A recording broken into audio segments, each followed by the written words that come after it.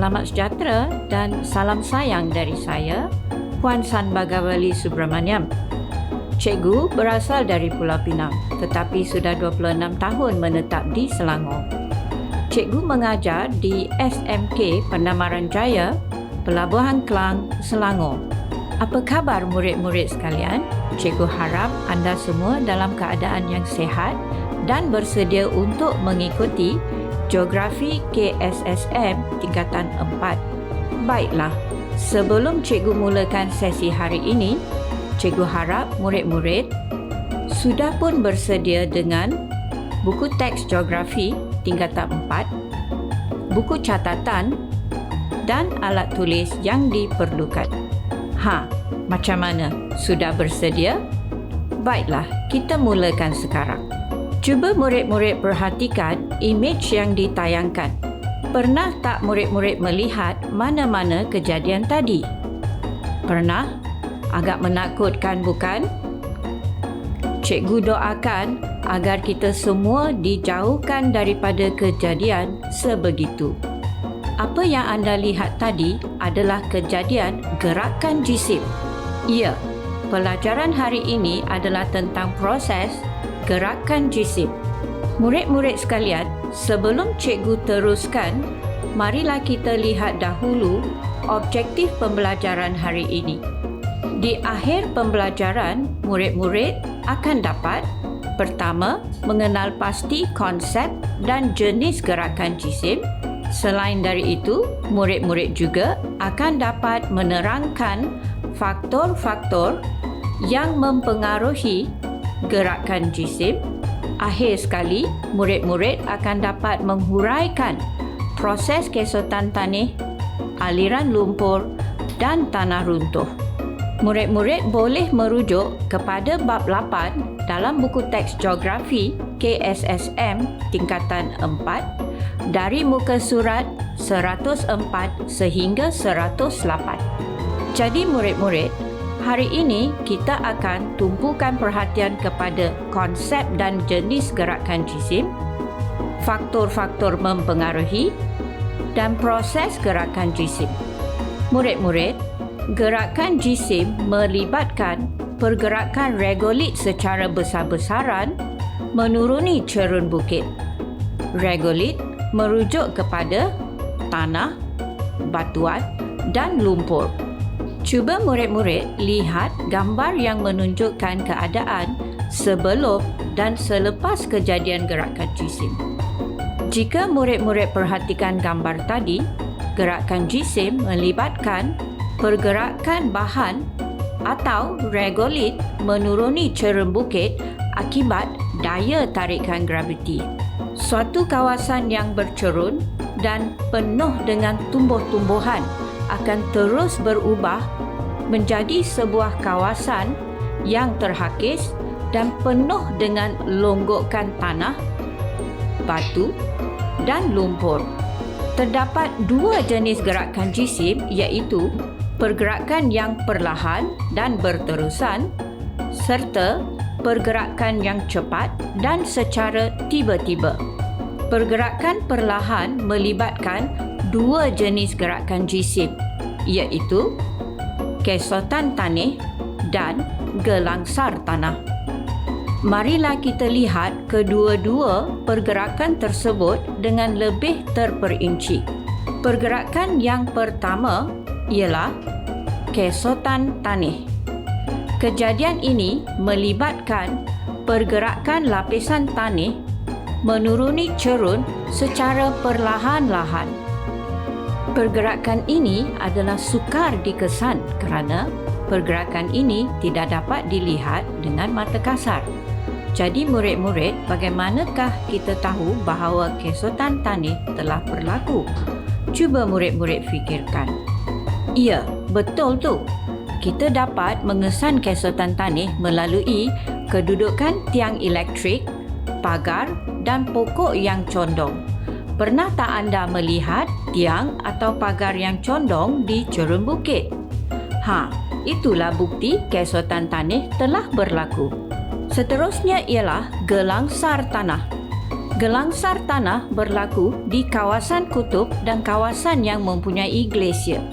Kawasan-kawasan ini mengalami pembekuan dan pencairan secara berulang-ulang.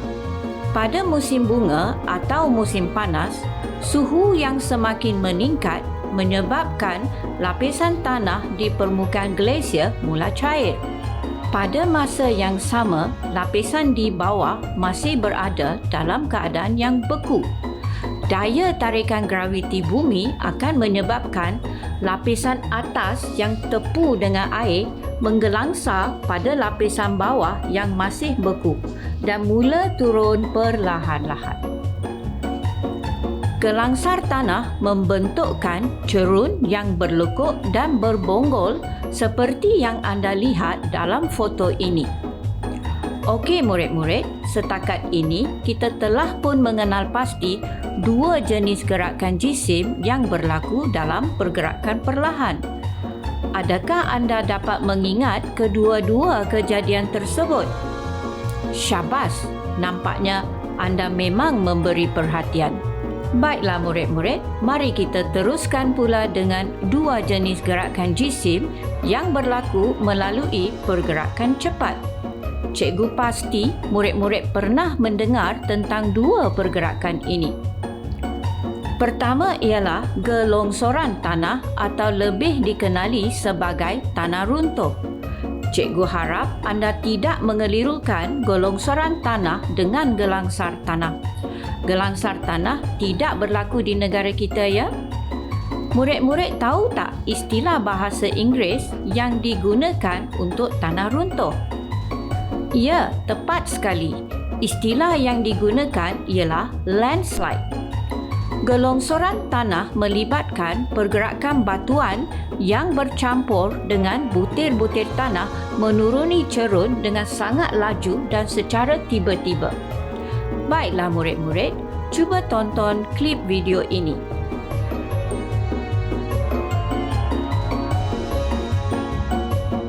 Cikgu rasa murid-murid pernah terbaca atau mendengar berita tentang kejadian-kejadian tanah runtuh yang telah berlaku di sekitar negara kita. Kita kerap mendengar kejadian ini berlaku semasa atau selepas hujan lebat.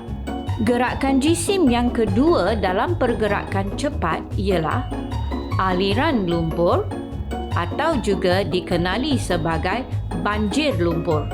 Pergerakan ini mengalir dalam bentuk cecair likat dengan sangat laju dan menyebabkan kemusnahan yang dahsyat di sepanjang aliran.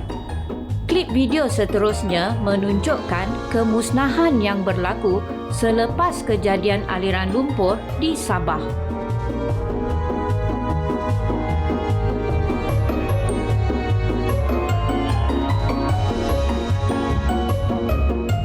Baiklah, sebelum cikgu teruskan, cikgu ingin melihat sejauh mana pemahaman dan ingatan murid-murid setakat ini. Sudahkah anda bersedia? Baiklah. Siapa boleh bagi tahu cikgu apakah maksud gerakan jisim? Ya, betul tu. Okey, seterusnya, cuba bagi tahu cikgu ada berapa jenis pergerakan. Wow, hebat, tepat jawapan anda. Baiklah murid-murid, cikgu teruskan pula bahagian kedua pembelajaran kita pada hari ini, iaitu mengenal pasti faktor-faktor yang mempengaruhi pergerakan jisim. Baiklah murid-murid, pada awal pembelajaran, cikgu ada menerangkan tentang jenis-jenis gerakan jisim, kan? Adakah anda masih ingat dua sebab utama gerakan jisim berlaku? Ya, tepat sekali. Sebab pertama ialah cerun-cerun bukit dan yang kedua, daya tarikan graviti. Cerun bukit dan tarikan graviti menyebabkan regolit seperti tanah dan batuan menuruni cerun bukit. Murid-murid harus ingat, walaupun dua faktor tadi adalah di antara penyebab utama kejadian gerakan jisim, tetapi terdapat beberapa faktor lain yang mempercepatkan lagi proses gerakan jisim. Murid-murid sekalian, jangan lupa ya membuat catatan. Okey, Mari kita teruskan. Cuba anda perhatikan faktor-faktor yang ditunjukkan. Kalau murid-murid perhatikan, hanya 3 daripada faktor tersebut adalah faktor semula jadi, manakala yang selebihnya adalah aktiviti manusia, iaitu ketinggian cerun, hujan lebat, kurang litupan tumbuhan, pembalakan, pembinaan lebur raya, pertanian, pengkuarian, gempa bumi dan letusan gunung berapi. Dapatkah murid-murid tentukan yang mana adalah faktor semula jadi dan yang manakah aktiviti manusia? Bagus, anda memang bijak. Murid-murid, cikgu ingin mengingatkan anda bahawa kesedaran tentang impak negatif kegiatan manusia terhadap alam sekitar adalah sangat penting untuk anda. Kerana pada masa hadapan, anda akan perlu menghubungkaitkan pengetahuan dan kemahiran ilmu geografi dalam membuat keputusan berkaitan kehidupan seharian. Baik murid-murid, mari kita teruskan.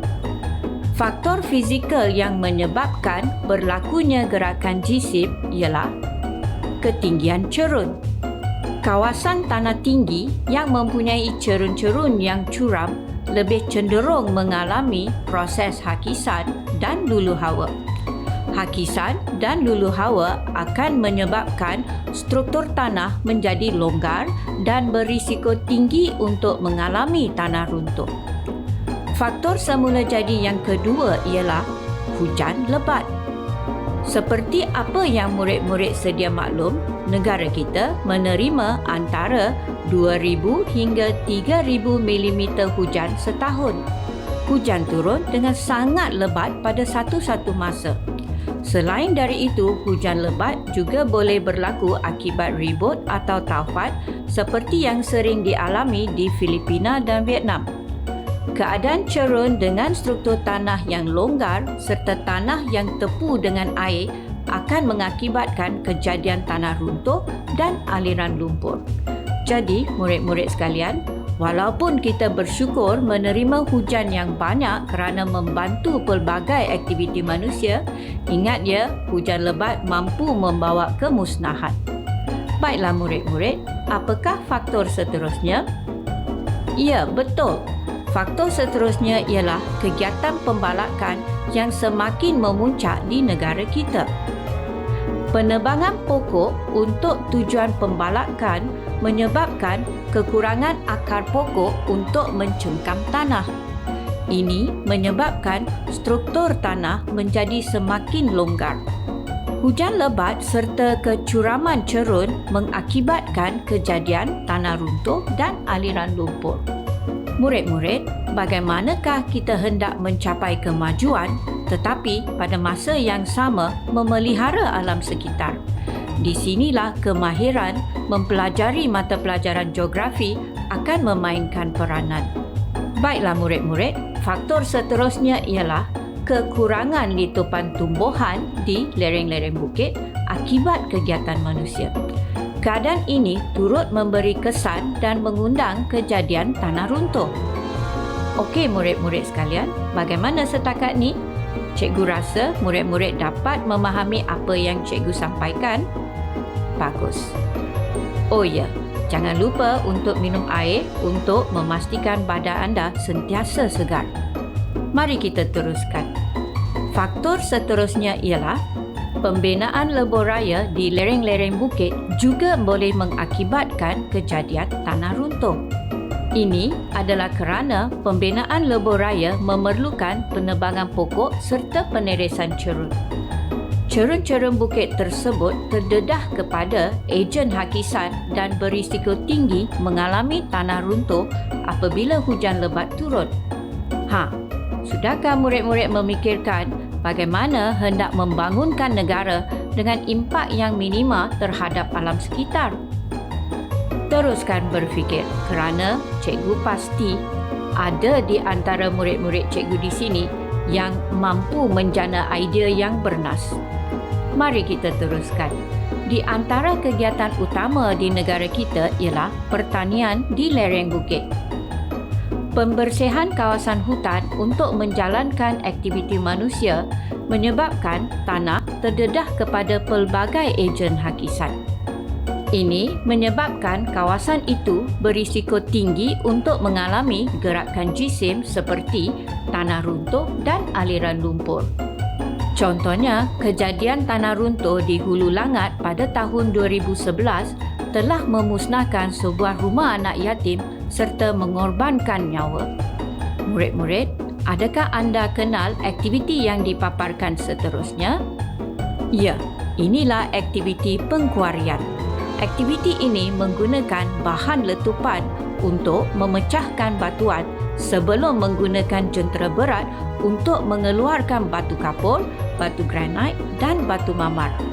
Gegaran yang kuat dari letupan tadi boleh mengakibatkan tanah runtuh. Aktiviti ini juga berisiko tinggi terhadap nyawa manusia selain dari alam sekitar. Faktor seterusnya yang akan kita bincangkan ialah kejadian gempa bumi. Gegaran kuat yang terhasil akibat gempa bumi mencetuskan kejadian tanah runtuh di kawasan persekitaran. Jika murid-murid masih ingat lagi, kejadian gempa bumi di Sabah pada 5 Jun 2015 telah mengakibatkan kemusnahan yang dahsyat. Faktor terakhir ialah kejadian letusan gunung berapi. Letusan gunung berapi adalah di antara pencetus kejadian tanah runtuh dan aliran lumpur. Ini berlaku kerana gegaran kuat menyebabkan tanah menjadi longgar dan tidak stabil. Sabar ya murid-murid, cikgu akan terangkan dengan lebih jelas tentang proses yang terlibat di bahagian ketiga nanti. Baiklah murid-murid, apa kata cikgu uji daya ingatan anda terhadap apa yang telah dipelajari setakat ini? Apakah faktor-faktor yang menyebabkan kejadian gerakan jisim? Oh, bagus. Begitu hebat anak-anak murid cikgu ni.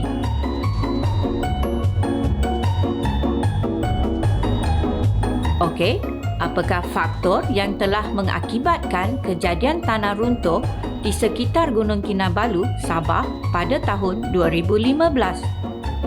Tahniah, ramai yang dapat memberi jawapan yang betul. Baiklah murid-murid, kita teruskan bahagian ketiga pelajaran hari ini iaitu proses yang terlibat dalam kejadian kesotan tanah, aliran lumpur dan tanah runtuh. Untuk pengetahuan murid-murid, ketiga-tiga proses ini lebih kerap berlaku di kawasan beriklim tropikal lembap yang sering menerima hujan lebat dan diikuti dengan pancaran cahaya matahari. Selain dari itu, aliran lumpur dan tanah runtuh juga kerap berlaku di kawasan lereng bukit. Mari kita lihat proses yang pertama, kesotan tanah. Proses ini lebih kerap berlaku di cerun-cerun landai dengan kecerunan 2 hingga 3 darjah, seperti yang telah cikgu sebut tadi. Pergerakan ini adalah satu pergerakan yang perlahan dan tidak dapat dilihat dengan mata kasar. Kawasan tropika yang mengalami hujan lebat serta pancaran matahari yang terik sepanjang tahun mengalami proses kembang kecut yang berterusan. Air hujan yang meresap ke dalam tanah menyebabkan zarah-zarah tanah mengalami pengembangan. Sinaran cahaya matahari pula mengeringkan tanah dan menyebabkan lapisan tanah mengecut. Proses kembang kecut yang berterusan akan memecahkan lapisan tanah dan menyebabkan lapisan tanah itu bergerak turun perlahan-lahan. Setakat ni, cikgu harap murid-murid dapat mengikuti apa yang cikgu sampaikan. Seterusnya, mari kita lihat proses aliran lumpur pula. Murid-murid, aliran lumpur adalah satu proses yang berlaku dengan sangat laju berbanding dengan proses kesotan tanah. Cuba murid-murid lihat klip video ini.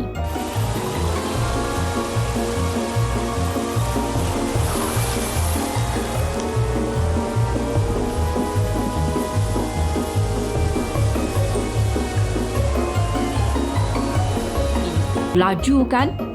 aliran lumpur yang laju terus menenggelamkan jalan raya. Proses ini kerap bermula di kawasan tanah tinggi dan mengalir laju ke tanah pamah. Aliran lumpur melibatkan pergerakan bahan berlumpur yang likat pada kadar yang laju.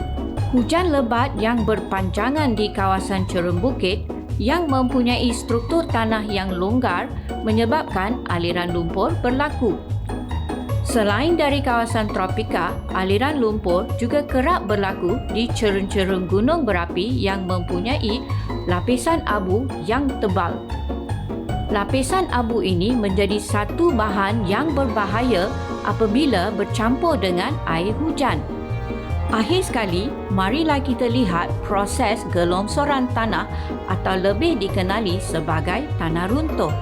Cikgu rasa antara tiga proses ini, murid-murid pasti paling mengenali tanah runtuh kerana inilah proses yang paling kerap berlaku di negara kita. Tanah yang terdedah di cerun bukit dan gunung akibat pelbagai aktiviti manusia seperti pembalakan dan pertanian mengalami hakisan yang pesat. Ini menyebabkan struktur tanah menjadi longgar seperti yang anda dapat lihat dalam klip video ini.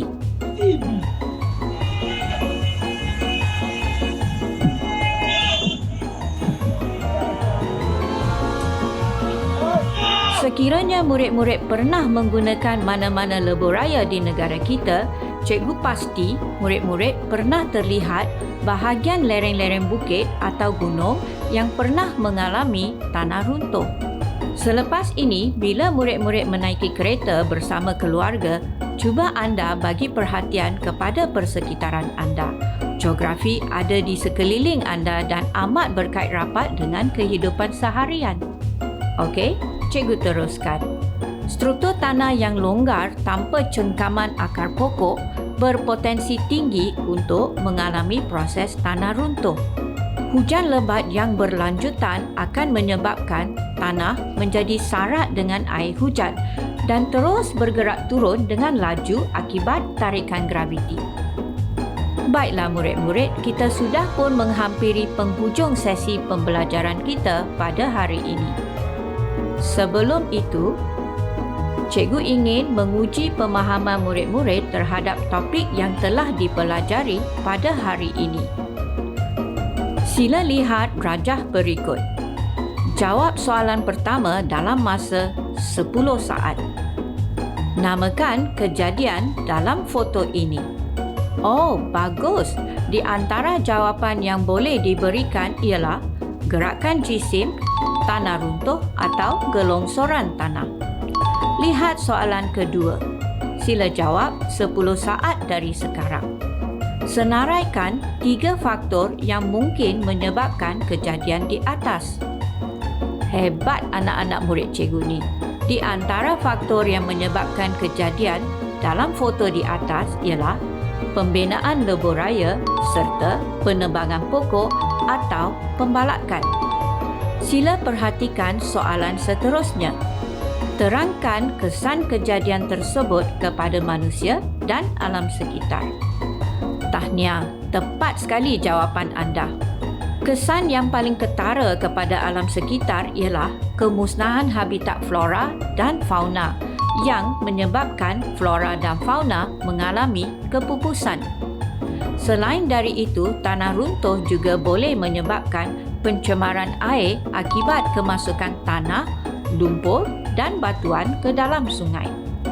Kesan kepada manusia yang kita nampak ialah kemusnahan harta benda seperti rumah dan kenderaan.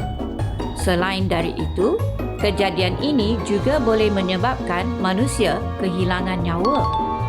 Baiklah murid-murid, cikgu harap anda dapat menjawab semua soalan tadi dengan betul dan lengkap. Cikgu ingin berkongsi sedikit tip menjawab soalan. Soalan-soalan aras rendah boleh dijawab dengan menyatakan fakta sahaja, manakala soalan-soalan aras sederhana perlu disertakan dengan huraian. Bagi soalan beraras tinggi pula, perlu menghuraikan fakta dan disertakan dengan contoh yang sesuai. Sekiranya anda melakukan kesilapan semasa menjawab soalan, amalkan tabiat membuat pembetulan. Murid-murid juga boleh merujuk kepada buku teks geografi KSSM tingkatan 4. Baiklah murid-murid, mari kita imbas kembali pelajaran hari ini. Pada hari ini, murid-murid telah mempelajari konsep dan jenis-jenis gerakan jisim. Seterusnya, murid-murid telah didedahkan kepada faktor-faktor yang mempengaruhi gerakan jisim. Akhir sekali, anda mengenali proses yang terlibat dalam proses kesotan tanah, aliran lumpur dan tanah runtuh. Baiklah murid-murid, cikgu harap pelajaran hari ini bukan saja memberi ilmu tetapi juga kesedaran tentang pentingnya menjaga kelestarian alam sekitar. Jadi adakah anda bersedia untuk memberi sumbangan anda dalam menjaga persekitaran anda? Mungkin anda boleh bermula dengan menanam pokok-pokok bersama rakan-rakan melalui aktiviti Persatuan Geografi. Okey murid-murid, kita sudah pun sampai ke akhir rancangan untuk hari ini. Sehingga kita berjumpa lagi dalam rancangan yang akan datang, terimalah salam sayang dari cikgu dan jangan lupa kita jaga kita. Bye!